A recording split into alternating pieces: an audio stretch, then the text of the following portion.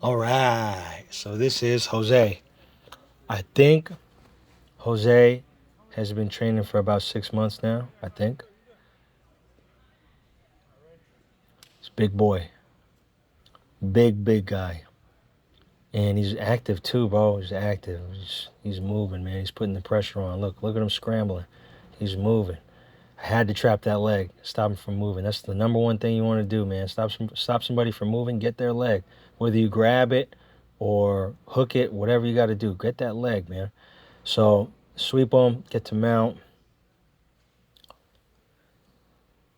That's Art on the left, man. When he had long hair, he just cut it off. Cut it off for the jits. Cut it off for jujitsu. Boom! Jose sweeps me with a great sweep. A great, fantastic sweep. That was really good. So now I don't want to be on bottom, and I want to get on top. I think he cramped. He had like a muscle cramp here. You know, you lose a lot of salt when you're sweating a lot. Sometimes it can cause you to cramp up. You know, yeah, I mean, yar, right. So we reset in a different location. We just start. I told him, get back to your position, man. You were good. You had it. All right, ready? And let's go. All right, so boom. I want to hit that butterfly sweep, but I can't get his weight on top of me. Ooh, he spins around, gets on top, and gets to mount. Very, very smooth, man. I love that. I get back out. When I'm digging my hands underneath the thighs, I'm going for double unders. That's the number one thing, bro. If you're wearing open guard, I'm double unders all day, and then going for that pass. I need to get better at picking up their head, just like that. I need to get better at doing that every time. Pick up the head, control it, and then boom. Now we're going for a arm triangle. He's answering the telephone to try to do the defense, and I'm just working it. I'm making sure that my right arm is all the way on his neck. That's what I want. I want my right arm as close to his carotids as possible before I dismount and go for the actual choke. So now I'm here, and I'm just trying to make it a little tighter. I give him an out. Look at that defense. That's good D. I give him an out so that I can take his back, basically. I step in, coming off there. I'm trying to get the neck already. That's the one thing I like to do from the gift wrap is I want to try to get the neck already. He does a good defense, and I switch to an armbar, but I want to get in between, and then we get the tap. I want to get in between his head. I don't want his head to get in between my legs. So before I got in there, I wanted to make sure I'm breaking that grip of his hand. So I had a foot on his arm so that he couldn't use it to snake his head through. So I just had that little pause there. If you rewind it back, there's a little pause, and I'm putting my foot right where his arm is so that, when I sit back for the armbar, I can break that grip, and he can't use it to snake his head in between. So boom, right here, I hit that little shoulder, whatever, shuck thing. He does a great job going to my back. I needed to grab his other ankle so that he couldn't go anywhere after I shucked his knee forward and put him in turtle. He did a great job recognizing that. And of course, I'm going for a Kimura. I need to lock his leg, though. I got the tap.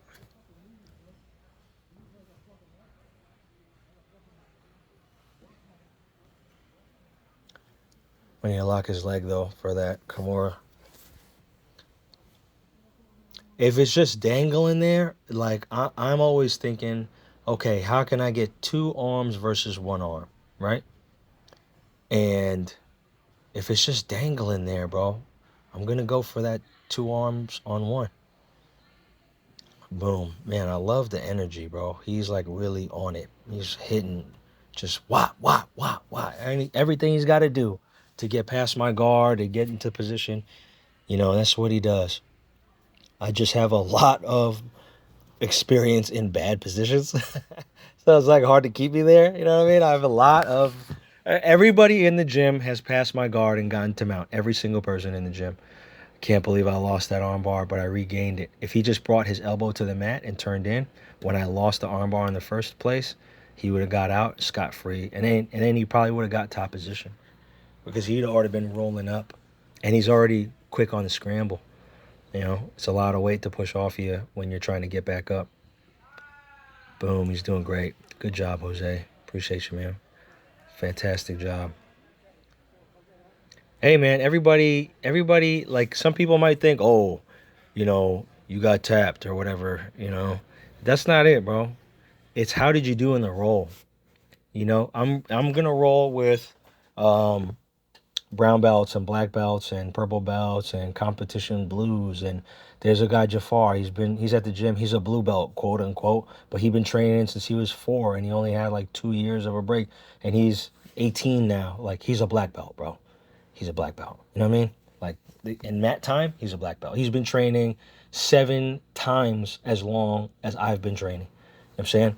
You're gonna get tapped. It's nothing, man. Isaac Thompson, world champ BJJ guy. I asked him one day, when's the last time you got tapped? He said this morning. You know what I mean? And that's that's just part of it, bro. Like jiu-jitsu works. You know what I mean? And then there's so many thousands of moves you can get caught in at any given moment, and it's all there and it's all available. And you got guys that are really good and all that. You're gonna get tapped, bro. It's part of it.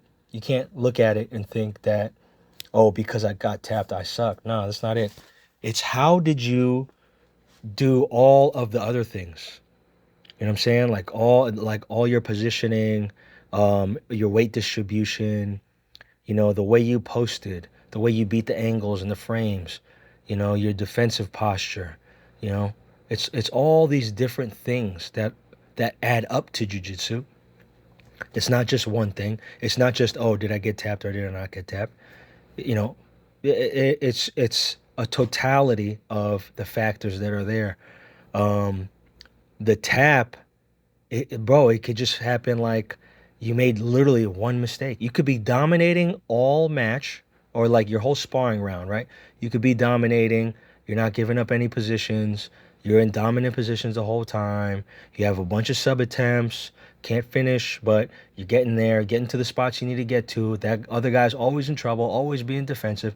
And then you just made one little mistake, and dude found your toes there and got you in a toe hold. And now you got to tap because you don't want a broken ankle because we're just sparring, because we're just doing this for fun. Does that mean that you suck and that the whole round that you were dominating, that, you know, your jiu-jitsu was bad? No, it doesn't mean that at all. It means you're doing great on all those things.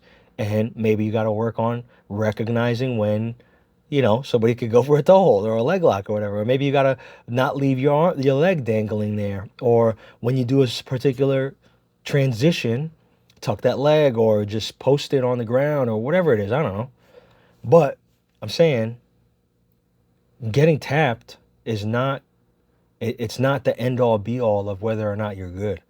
You know, you could be doing literally everything right, and just somehow you can get tapped. Bro, I was watching a kids competition, and there's 2 kids. They're very good, both of them. They're very good.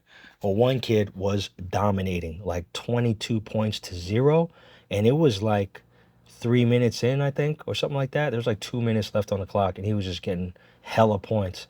And he made one mistake, and the other kid, the kid that was losing, just happened to spin around to the back and put in a rear naked choke and got the tap.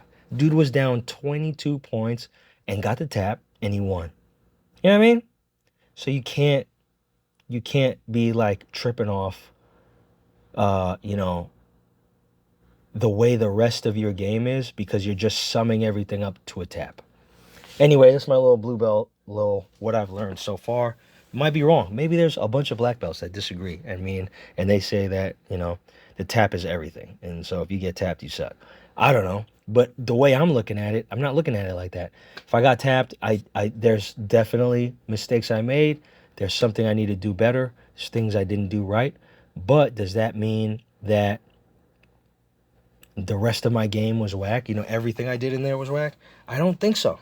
Because all right. Look, I know this is kind of a long video, but I wanted to give you a little bit more to chew on if you're thinking about, um, your jiu-jitsu game, right? There was a period of time where all I wanted to do was sweep. I didn't care about taps. I didn't care about getting tapped or anything like that. I just wanted to sweep. Or very early on, there was a period of time where all I wanted to do was not get tapped. Like there's 6 rounds in a class.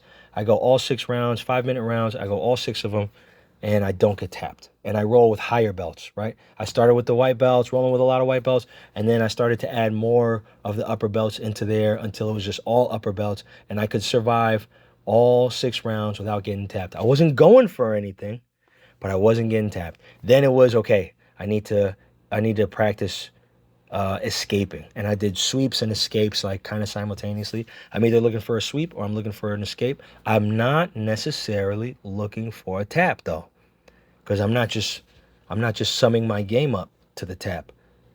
You know what I mean? I'm trying to get good at getting out of bad positions, right? My game is the jiu-jitsu rules.